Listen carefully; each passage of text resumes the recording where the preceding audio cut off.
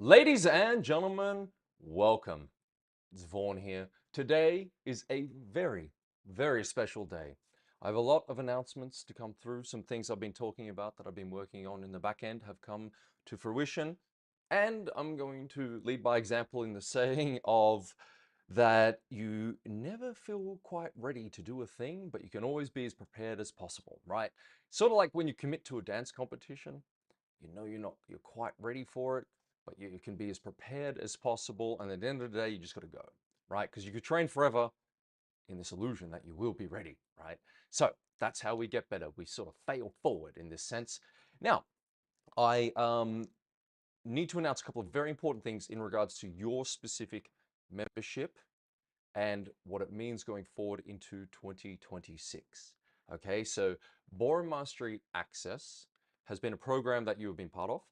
So we've got the live Q&A component of this, and of course Dance at Home, the masterclass, and the blueprint, plus other little bits and pieces that may be scattered in there. Okay, so going forward, I'm going to be retiring the live Q&A.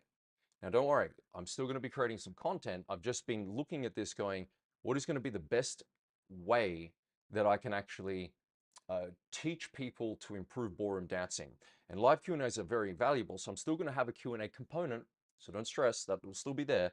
But I also want to sort of upgrade the value you're getting in terms of like the pathway.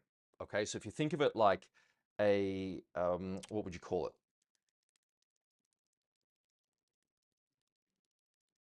Mm, like different categorization. That's probably a good word of thinking of it.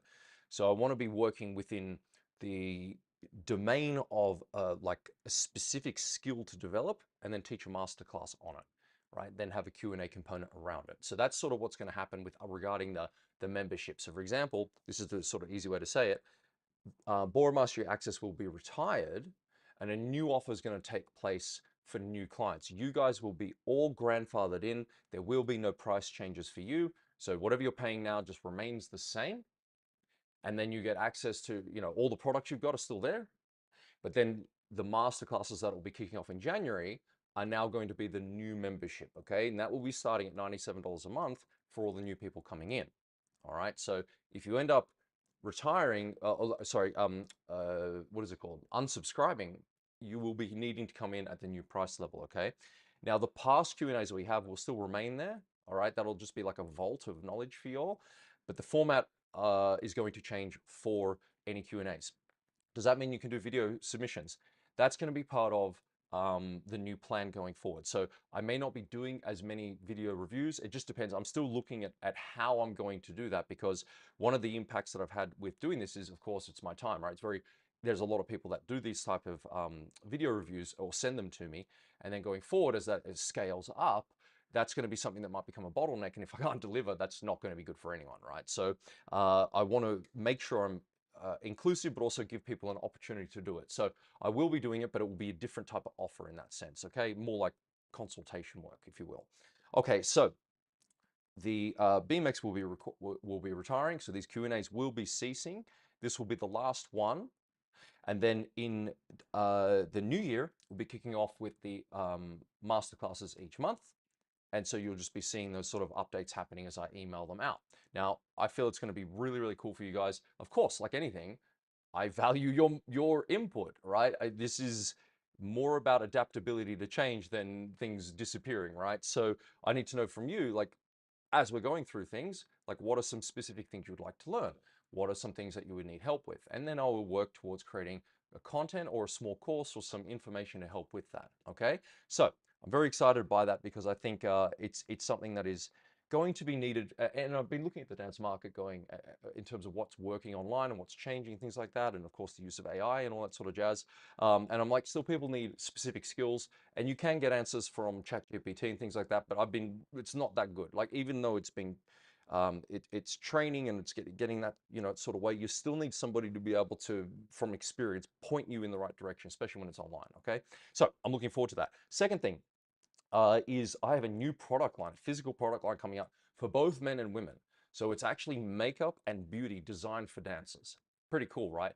So what I'm looking at here is a variety of things, but I'm going to launch with a sort of glow and go makeup range for performer dancer women. So this is something you can use during the day, but also at the studio or at the comp floor. It's exceptionally good quality beauty care products. I've been having some of my lady friends testing it.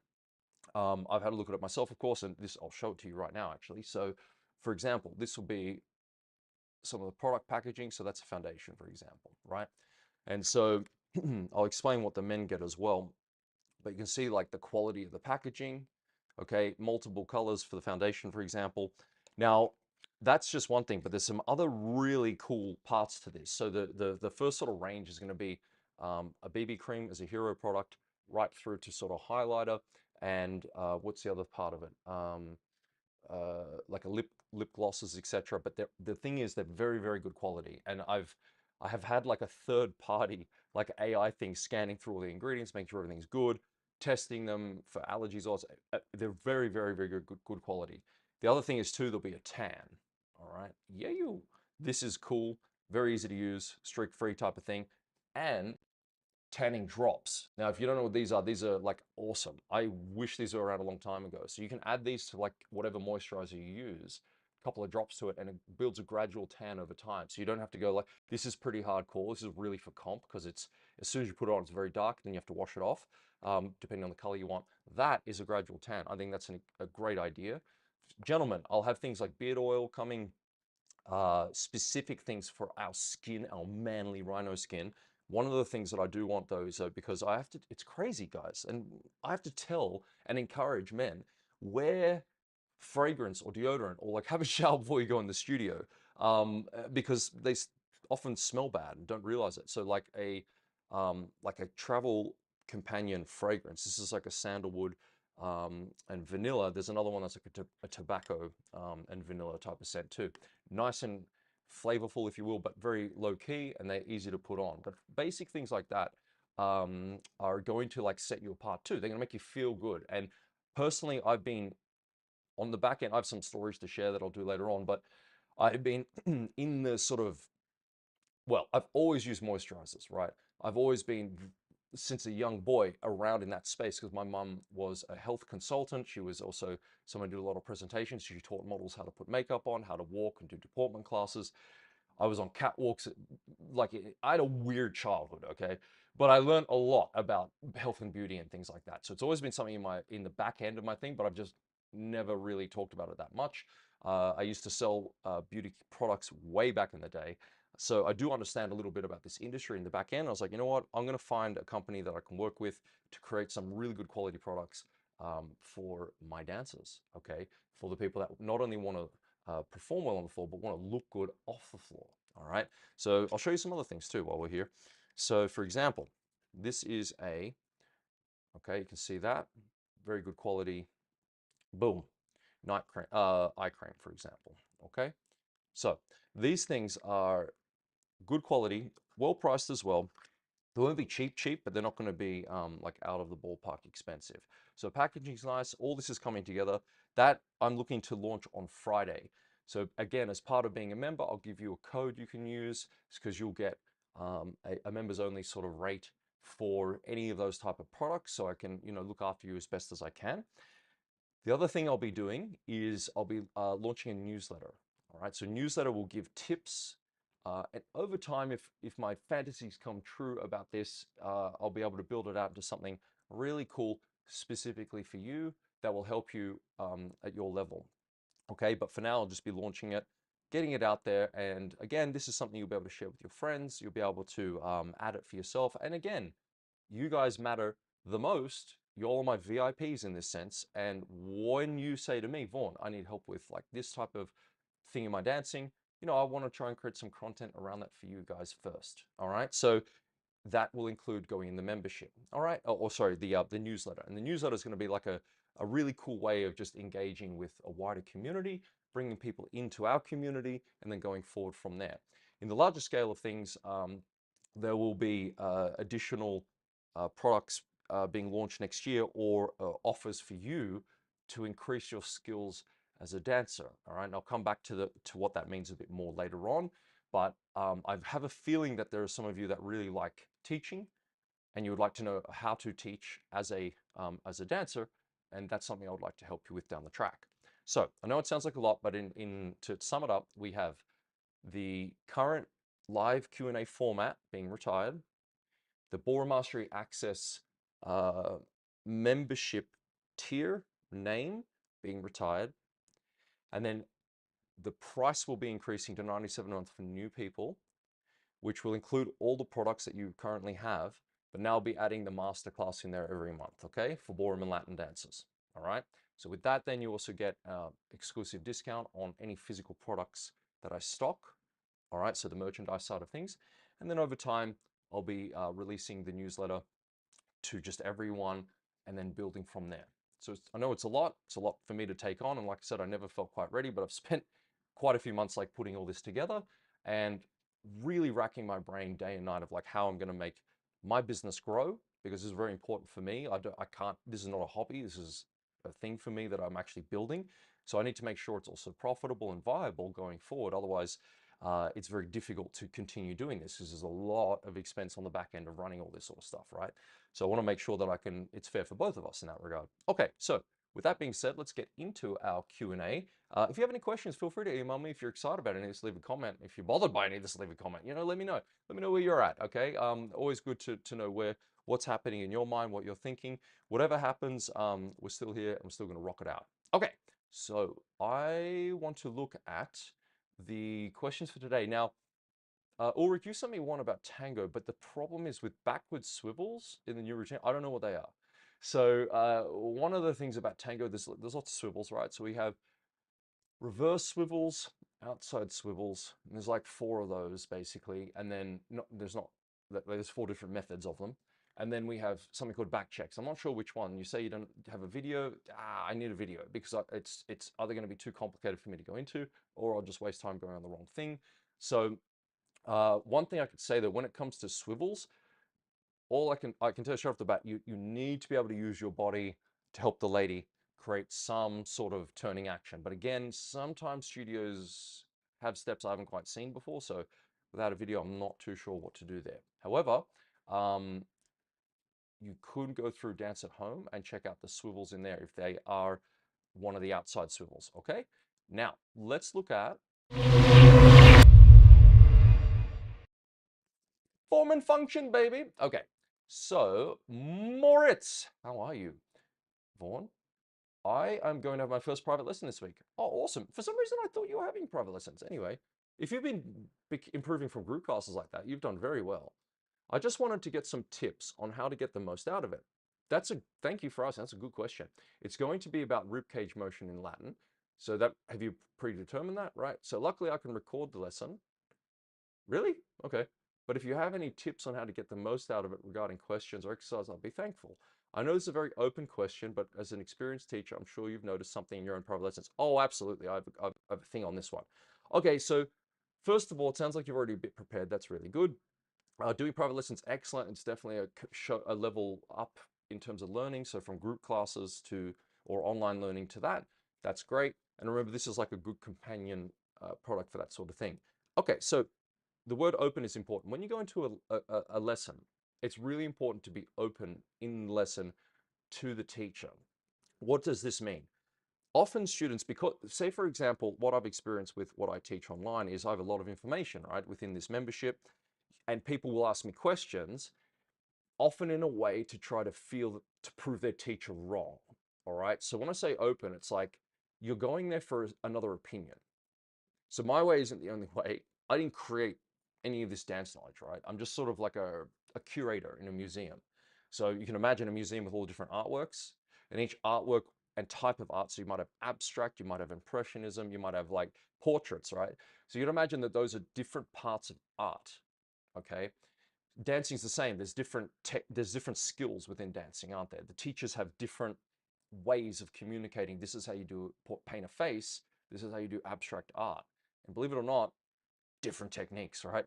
So, but did any of those teachers invent painting as a process? No, right? So what's really important to understand is there's a loyalty you get to a teacher, all right? You might have that with me, and so therefore you want to defend my position and where I'm at and what I've said. Vaughan said this.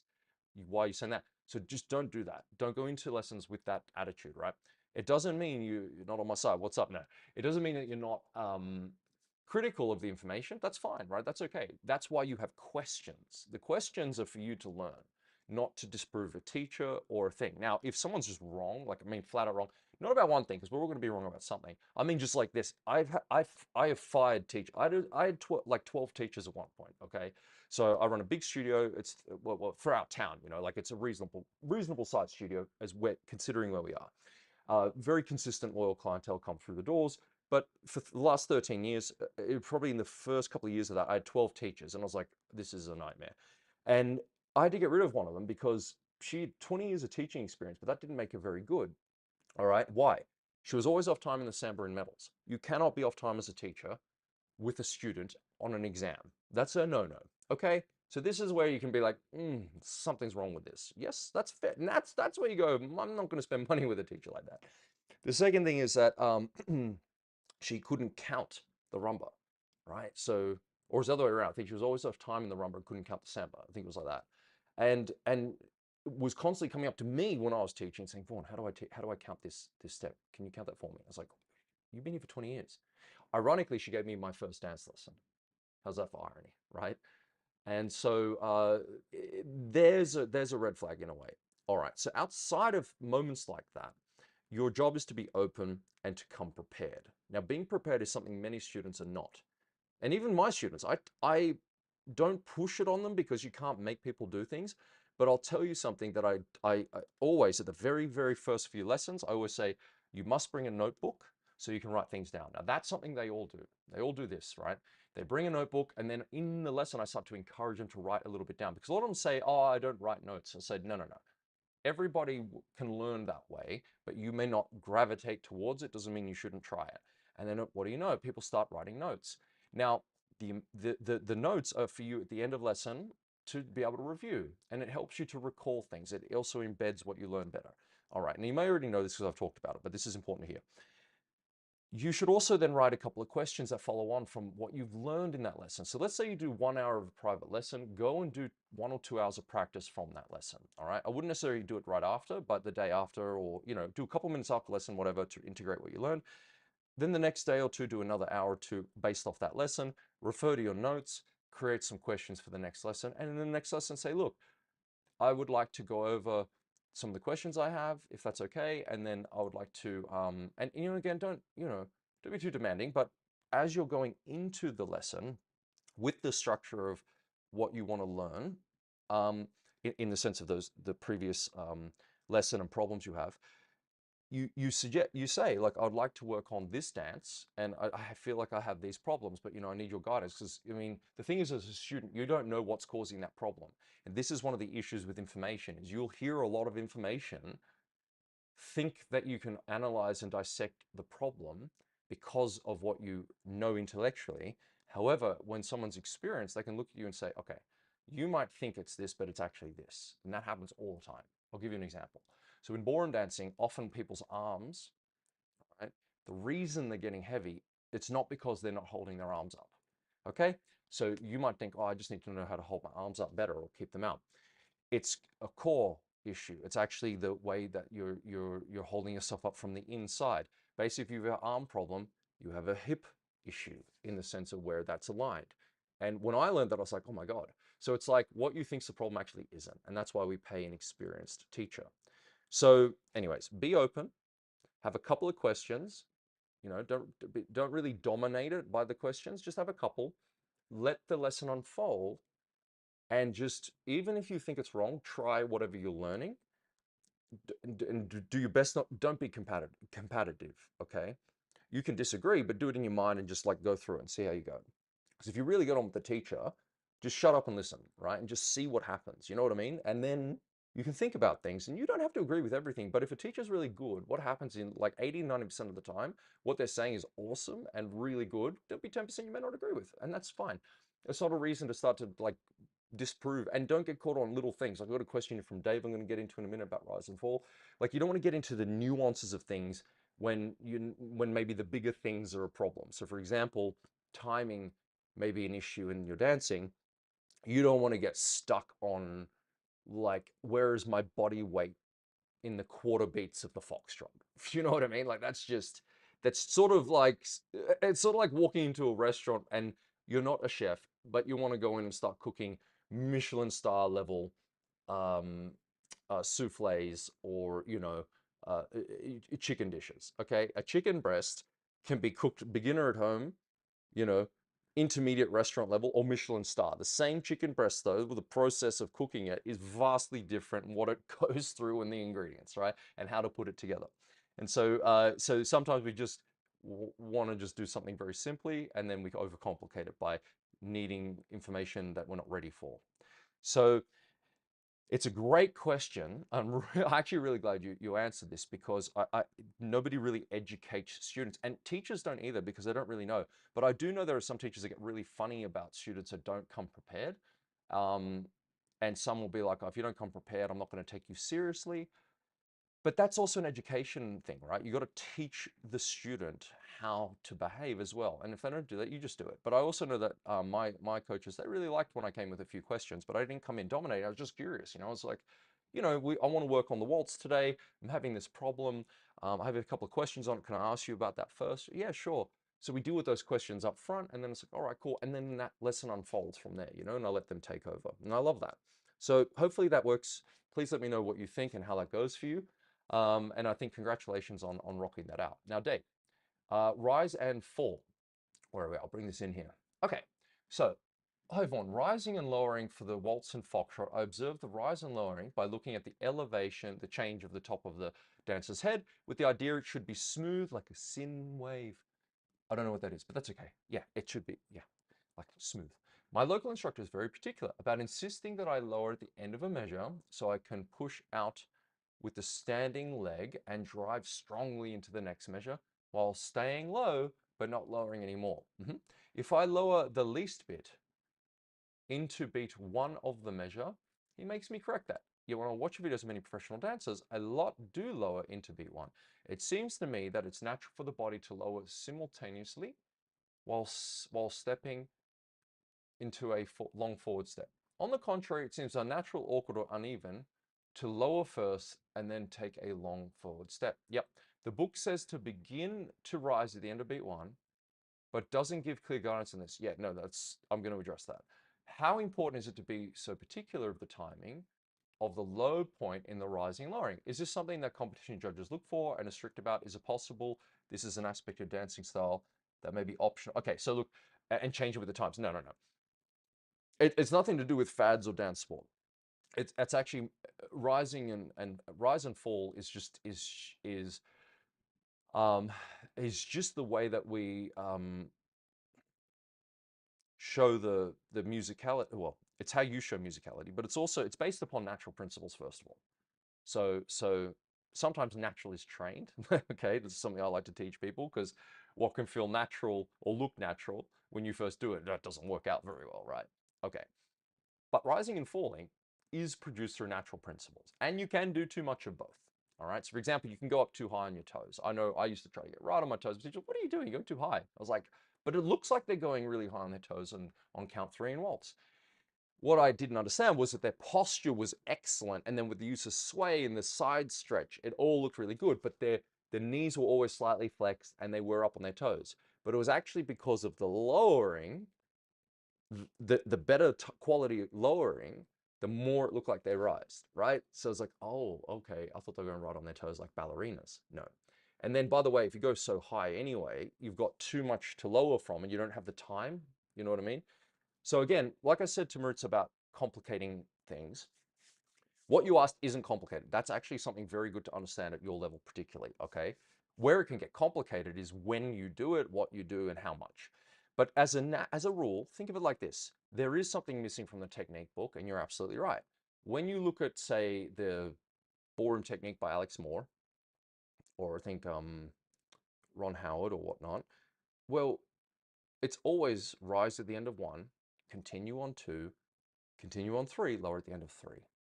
That is the same thing. However, what is missing is fall at the beginning of one because something happens between count three and beat one. All right. So, what I like to think about is when your feet are together on count 3 in waltz, for example, and you're on 2 toes. One heel has to lower, doesn't it? Now, one heel goes down, so the footwork is toe heel, correct? So when I think of lowering, I think of, because rising says rise and fall, and you can think of also of elevation and lowering. To me, elevation and lowering are more about vertical movements, up and down. Elevation, lower. So when I think of lowering, my heel is going down. My knee will start flexing at the same time. So that's all lowering, okay? Falling is the body swing. So when you fall, you end up creating a rise as well. Does that make sense? So we've got elevation and lowering, and we've got falling and rising. That's the swinging action. And we use both. Now, when you, there is it's absolutely true that when you have to, and I'll just bring my main camera up for a second. So it's a bit dark, isn't it? Let me just get a bit of extra light. So it is true that when you take a step forward on one, all right, you want to, oh, look at these light, look at that light, look at this. And Vaughan said, let there be light. That's random. Okay, so listen, we've got elevation, lowering, okay? And you keep the lowering go through the knees, done. Now, at the end of beat 1, you don't want to continue lowering through that knee, not too much, right? So that is correct what he said about don't do that. What we do want to do though is we do need, this is where I correct the 3 Fs, flex, fall, flex, feet. So the body weight falls, that's how you move in normal walking, all right? The knees flex and your foot strikes the floor. So we fall, flex the knee, and then the foot. Now what has to happen to create rise though, is you straighten your knee. The straightening of the knee also brings the heel up. Okay, so that's how you create rise and waltz. So you're going 1, and then the knee straightens, and you move through on 2, and then off you go. Do you see that? So stay down there. This is absolutely a problem. Now you can't rise through it. There is some nuance in that when you're doing foxtrot. You in waltz you generally straighten the leg early. God, I can't remember. I need more coffee. It's one of the two. Your knee can flex a little bit more forward, I think, in the waltz, and then straighten a little later to create the sideways movement. And in foxtrot, you straighten a little earlier to be able to go up. The point is that you actually think of straightening the knee to help you rise. Now, your question coming back to when you do this is if I've lowered on the end of 3, right, my knees will continue. There's my lowering 3. If I just say and, so 3, and my body has to now move forward 1. So beat 1, I've hit the floor. Now, if you bend too much here and then step, that is incorrect. And that's what I call stepping versus swinging.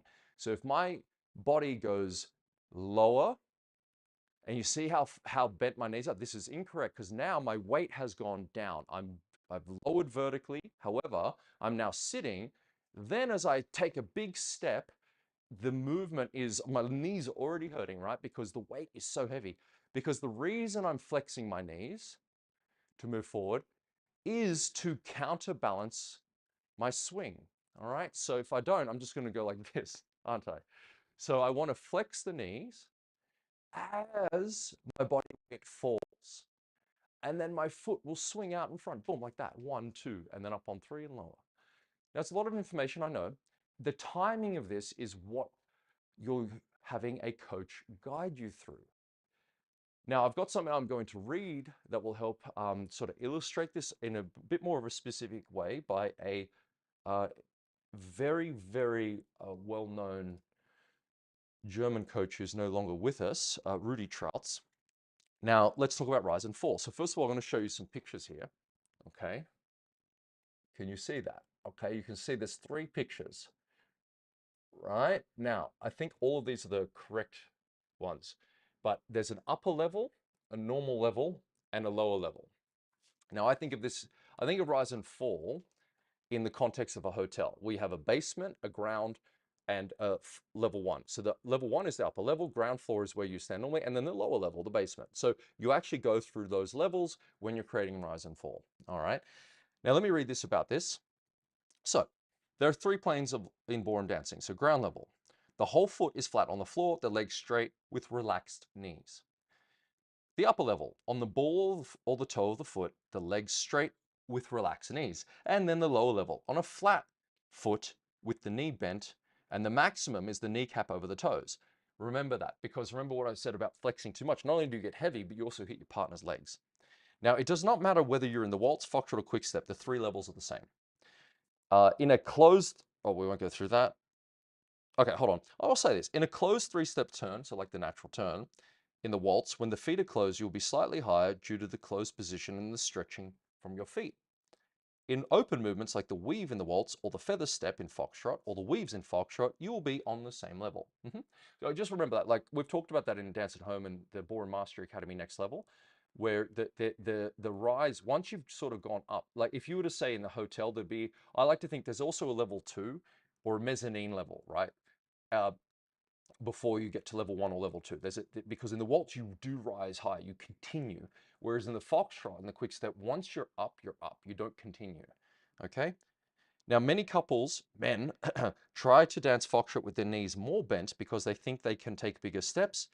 Maybe they can, but it just looks ugly. So again, I'll give you a demonstration of that, right? So what you can often see is if they're doing a weave, right? And I think if I bend my knees more, now I can take a bigger step. And now you just look like a gremlin. Okay, you look like a hobbit. What are you doing? Because now, as you're moving, just because your knees are bent and you're on your toes, you can take a bigger step, but it looks ugly. All right, okay, so keep that in mind. The height stays the same, but it doesn't mean you need to step bigger. Okay, let's get back into it. All right, so rule, swinging, lowering, and rising are all one unit. Swinging without lowering and rising is not possible. And I'll say that again. Swinging without lowering and rising is not possible. Of course, it's like sitting on a swing set. Your body, the thing has to do certain things for that to happen. Lowering and rising without swinging is unfortunately possible. And that is going to think the thing I'll conclude on. What that means is that you can lower and step. That's the unfortunate thing. However, once the body does the swinging action, you do start to naturally rise. And that's the thing you want to focus on. So the degree of the knee flex, don't really focus on that too hardcore. Focus more on getting that body swing and adjust accordingly. Now, if I have it, oh, yes, I wanted to finish with this. This is the actual thing to finish on. Now, here we go. Pushing and compressing down, pushing the body off the foot and the knee into the next step is gymnastic, or call it dance sport, but not ballroom dancing. So think about that.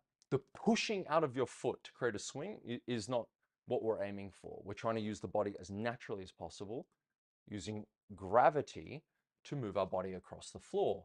One of the things you've got to keep in mind is you want to dance with the least amount of tension, with the maximum amount of power.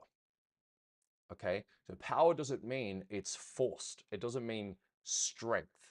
It means that when you're turning, for example, you're using your body weight with your partner in a certain way, that's effortless. And when you get your bodies in the right position, it's incredible how easy it is to move. And your body doesn't have to be tense and tight.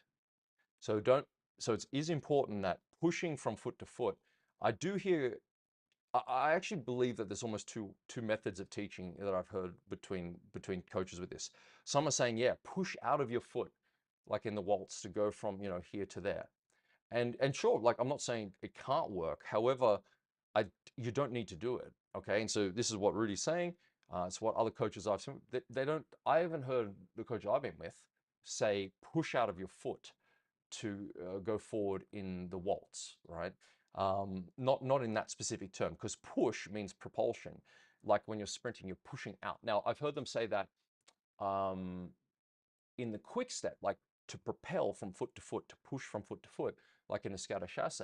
So I'm not saying is you never do it. I'm just saying as a general thing, doing like a natural turn in the waltz, it's not necessary. Okay, now let's get into the video reviews. So here we go. Let's hit you up. Thomas, welcome. Let's get into your Rumba. Whoa, hello. There we go.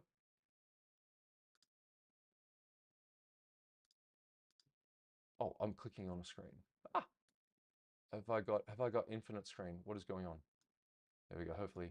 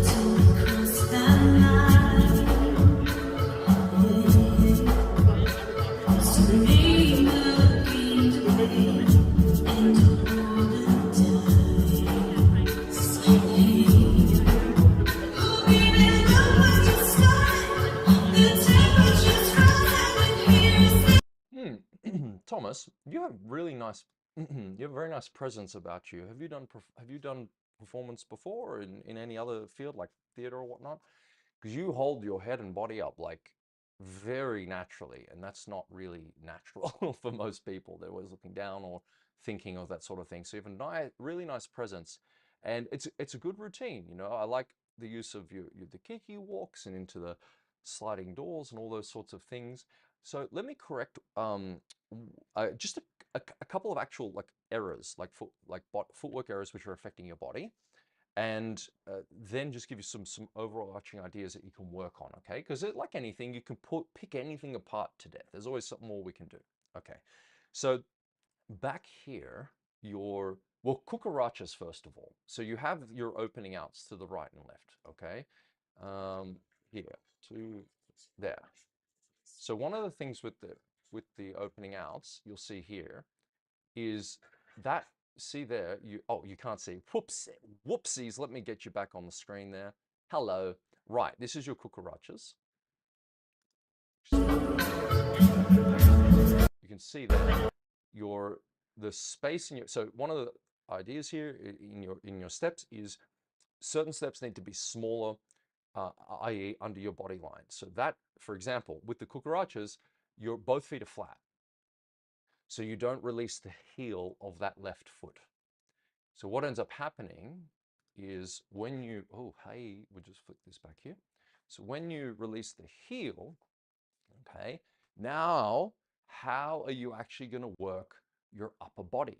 You can't, it's too wide. And also you're too far away, so you end up creating this massive movement. All right, so in either case, cucarachas are part weight, meaning that your center here is in the middle of your feet, like that. Okay, you can have the feet turned out, but generally they're here, and your hips create the figure of 8, and then you come back, and you close and change. All right, so the cucaracha action there, you see my feet are flat, 2 and a 3 and 4, 1 and 2 and a 3 and 4. So we'll go here, we'll do it together. That's all right. And so we go to the side. So 2 and a 3 and 4, 1 and 2 and a 3 and 4. So the arm can go out and around, boom and 4, and then 2 and a 3 and 4. So the feet being flat is much easier for me to now put my weight and let the hip work, the sides, the ribs, and the arm to come around and forward, okay? It allows you also to then connect a bit more with your partner than having to fight for your life trying to come back and around, okay? So that's a footwork thing. The other thing is too, when you do your, what's it called? Oh, it's on the tip of my tongue. I'll bring the video up, I'll show you. Here, this next part.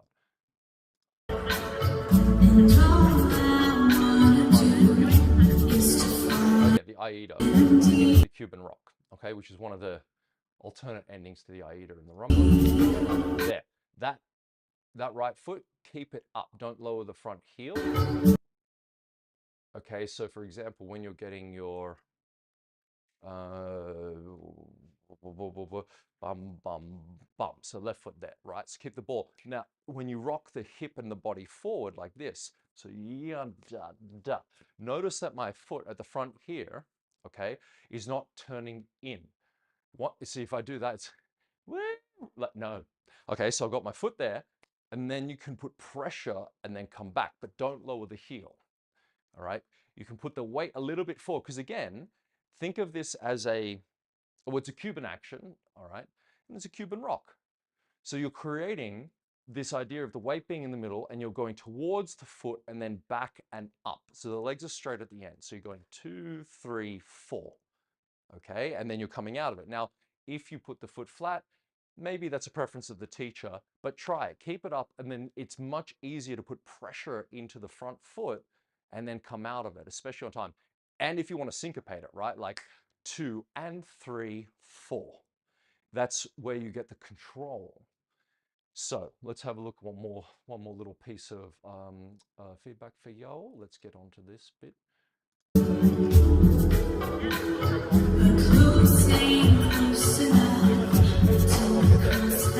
This is the last thing to work on is actual the rumble walk. So for example here, notice how you bent your leg at the end before you came out. This does you so subtle right there. There. See how you're bending your knee? That leg should be straight. Now, how straight? Well, you lock it backward. So at the end of any step for man and ladies, so same for your partner. Okay, so those are the kiki walks, right? So basically, kiki walks are just a fancy term for progressive walks, rumba walks. So at the end of any walk in rumba, you flex the knee as much as you want. When you land, the leg is now straight. How straight? You lock it back. And that way there is no room for it to bend just even a little bit. You undo like that. So every step, so you can have your knees flexed like when you're doing your cucarachas, okay? The knee can flex a little bit, but it will straighten when you finish, all right? When you create a rumble walk or even a check, boom. See the leg line straight, not bent. So that way, each step you're doing, you're creating a beautiful body line over the leg, you see? That's what you want to show at the end. So when you're exemplifying, demonstrating or performing your routine, at the end of every movement, boom, you want to feel solid over the leg, presenting with confidence. Now you do present with confidence, but when the body is not quite over the leg, it conveys that you're not quite there, right? So you want to straighten the leg, lock it back, finish the step, boom. Now, why is this going to make a big difference for you? Because when your leg straightens at the end of a movement and your body weight is correctly over the ball of the foot and more forward, you have the ability to start working the settling action, right? Through the shoulder, through the side, and then the hip down. You have the opportunity to max that out. If my weight isn't quite right and I'm not getting quite over the leg before the next step, you can't, your body looks funny when you settle. You create a little bit more of a, how's it going? Like a bit of a wobble, right? So you want to get over the leg strongly, then you got the opportunity to settle, then move. And this is why your basics are so important, because you work on getting the steps finished, number one.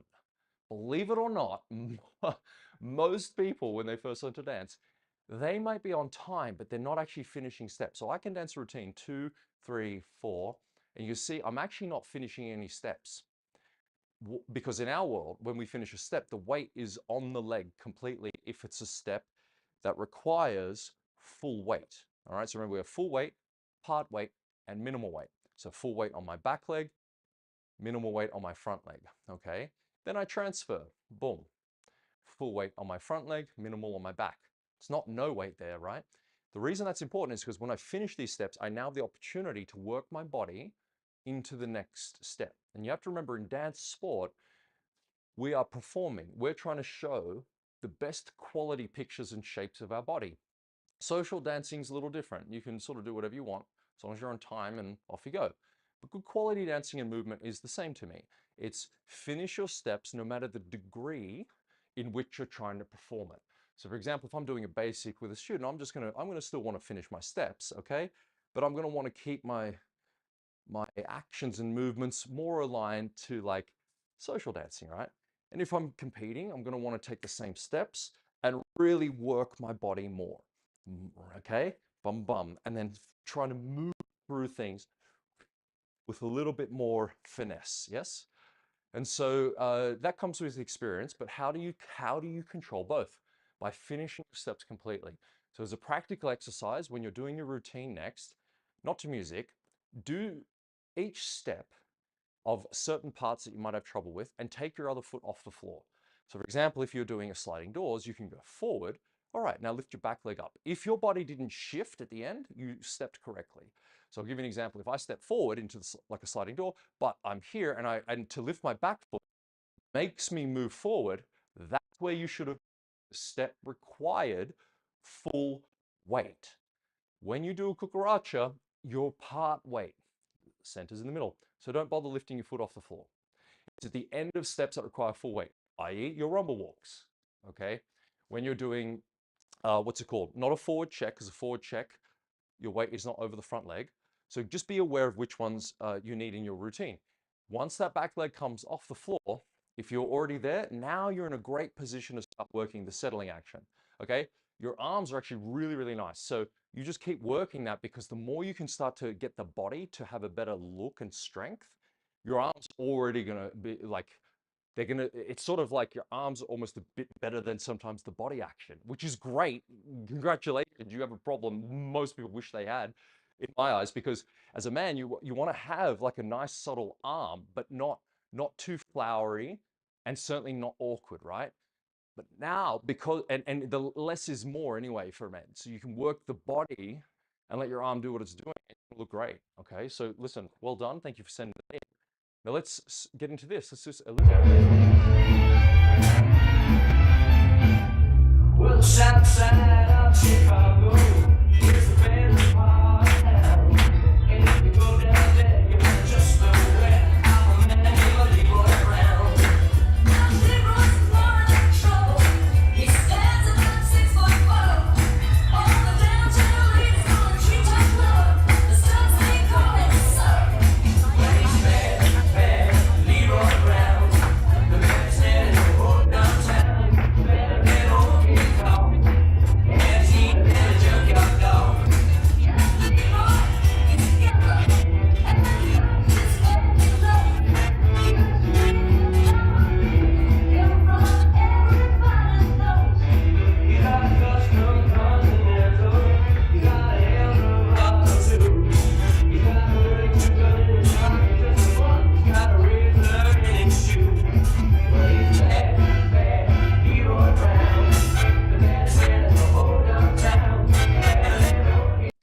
Okay, cool. Listen. Yeah, you guys have great energy for real. It's really, really cool to see. Doesn't it feel like a panic though? Doesn't jive feel like a freaking panic? It does, doesn't it, sometimes? And so you got the energy, and one of the hard things with jive is to, I mean, it should have the energy, right? But it's, so you want that power. But one of the things that can make it feel like it's getting away from you is actually the size of your steps. So let me give you something practical. I'm not sure if I've mentioned this before, but let's work on it anyways. So the fundamental of most of your jive is what? You've got your rocking actions. So we have our, if we go into big cam mode, so we have, as the man or lady, we have our rocking actions, right? A rocking action, for example, is going back, ball flat, ball flat. All right, we have a fall away rock where our bodies will turn an eighth, sometimes a lady more, about a quarter if you can, into fall away position, still doing the rocking action, okay? We also have our chasses, don't we? Remember our chasses are leftward and rightward. We have turning chasses. We have locks, forward and backward. And so think of it in the sense of the chasse action just being one of the main ingredients, like flour is to bread. And so when we look at the fundamental of both of those, not all chasses are created equal. Revolutionary, I know. However, our body likes to get away from us sometimes, doesn't it? And so if you think of it like this, try this as an exercise. Take your head, lean it to the left, and you'll notice it forces your body to move more. This is one of the ideas in ballroom, is like if your head weight moves forward, it puts your body into a position of falling, doesn't it? So in jive, and it's not you're doing this, but I need you to understand the size of your steps often can be controlled by the ability or inability of using your body correctly. So if my body does that, you're going to take instantly a bigger step. Now you can't keep up with the speed of the music. So think of the tempo, the speed of the music. It's too fast for that size of a step, isn't it? And this is why people freak out when they hear cha-cha and jive when they first learn, because like, wow, that's fast. No, my friend, you are too slow. And the reason you're too slow is you're taking steps that are the size of a giraffe, right? So it's too big. So what we do with our chasses is, remember, they're all different. So some chasses are compact, right? They're on the spot, producing the rhythm on the spot. Other chasses are turning. So like the end of a change of places for the lady, she's got her turning chasse at the end. And so if you let your body take over because of, say, a spin, so ladies, if you're going like you're doing a change of places, okay, and you go to turn and you let your body weight take over, you're going to go too far. Now, what happens? It's a ripple, it's a flow-on effect. Your rock at the end is now going to be massive. And so because of this, now the body's got to catch up and swing. And so you end up creating these big steps. Now, so what do we do? All right, here's what I'll suggest for both of you. When you create your chasse action, you're going to create two things. The pickup of the leg on the beginning of the rock. So pick it up, create your rock, 1, 2. On the next step, pick up the leg again, but place it. Notice I'm still on my right foot. Notice when I place my left foot down, where is it? It's here. It hasn't gone even out to the side that much. What can now happen is I bring my right foot in, boom, I've barely moved, you see? Now the third step can move. That's where you finish the chasse.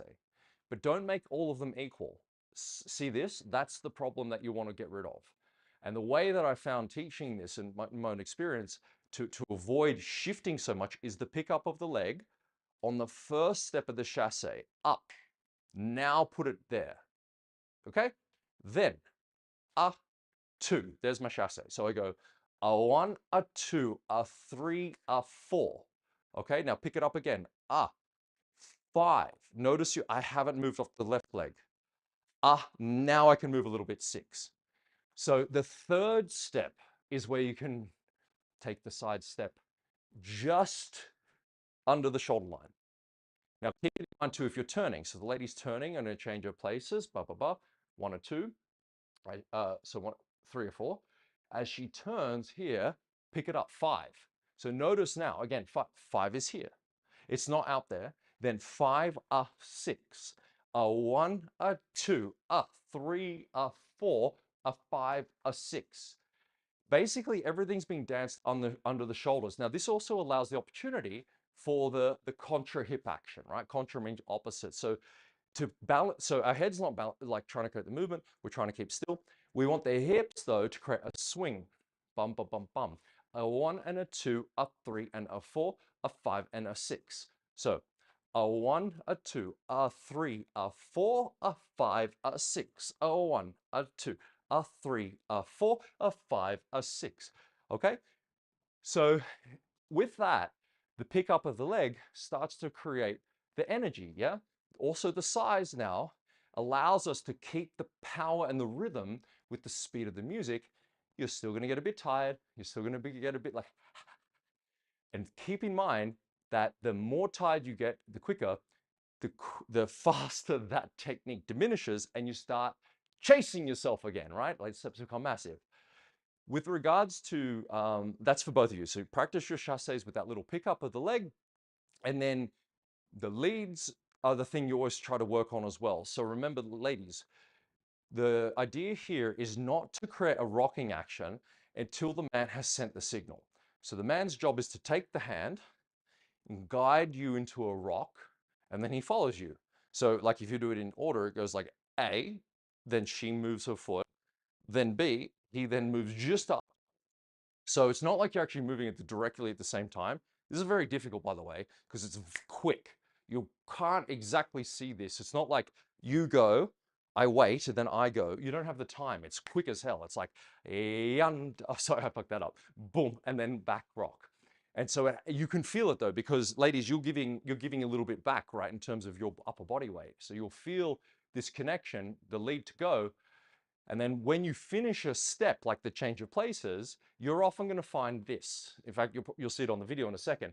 When you finish a step, you'll notice that you're just throwing your leg back straight away. Even on the mooch, so the man's holding you here and you have to open out a quarter of a turn, right? So the arm and the hand, the man is actually opening you out. You don't just go like chasse, then U-turn, just because the music's saying so. And that's what you want to work on as a couple. You do want to work on the fact that you won't take a step until Graham leads you. That's our goal. Now, please, please have kindness and patience as you're doing this, because what I'm saying will make sense to you. You executing it will make almost no sense because it's so hard to train this. You need patience. You need to be kind. If it works in one step, celebrate that, because making it happen in every step is the art. It's tricky as a partnership to do this because certain steps are more difficult. Like you might find it harder going into that stop and go to lead because say you got a different handhold than doing like the mooch or doing a American spin. So, but they all require the same fundamental. Being in the position where you have the connection through your arms and the man can produce his allowing lead or his shaping lead or his physical lead. He can actually have the opportunity to do it. Now, if you've stepped before him because you know the routine or you're faster or you're there earlier, you have robbed him of the opportunity to try to lead that. So how do you do this practically? Practice to slow foxtrot music. Take the time to use a very slow, because it's 4/4 timing, similar feel, find a real cool bluesy song, and then slowly work on the leading aspects of things, because the chasses you do independently, and then work on leading. So a 1 and a 2, a 3 and a 4, a 5, a 6. Stop together and notice, Elizabeth, bang. You've probably already flicked your foot back whilst he's waiting, okay? Because this is very common. Ladies will often do their step, and then they'll finish, and the leg automatically goes back. I always make my class and my students, when they finish a step, finish it, get that leg stuck to the floor a little longer. Do not take this step back until there's a lead or you've finished correctly. Because what I'm saying is that most people will finish a chasse and the leg slides back into the rock. But the thing is, that's a new step, isn't it? Well, the new step can't be commenced until there's a lead. Make sense? Okay, it's a lot of information, I know. So let's have a quick look at that, what I was saying before about the well, south side of Chicago, where's the best part of town? And if you go down there, you might just know where I'm a man named Leroy Brown. Now Leroy's more in trouble. He stands about 6'4". All the downtown ladies gonna treat him love. The stars they call him sir. When he's bad, Leroy Brown. The man standing over downtown. Better get home. You guys are a lot of fun to watch, for real. They got good at it. I'm sure people come up to you and say, you've got some good energy there. That's my terrible British accent, okay? So you're quite in sync. So you're in sync, guys. You're definitely ready to work on this. This is going to be that next level for you for sure. So look, I would like to take the time to thank you all. It's been a good journey for this. So you'll be able to reference all of these in your members area. I will let you know of the upcoming things coming out. If I can get any sleep, I doubt I will. Keep an eye out for the first range of like some of these products coming away. I'd love your support. Try them out for yourself. See how they feel. And gentlemen, I'll be helping you all as well because we're left out a lot in this sort of stuff, but grooming is essential. Looking after yourself is essential, okay? I supplement, I look after my skin, I have great health regimes. I'm going to talk about a lot of that stuff. So that way we can be powerhouses of energy to get the most out of our dancing and of course our life. So I want to thank you for being here and I look forward to seeing you in the next installment and progression of Ballroom Mastery, everyone. Catch you later.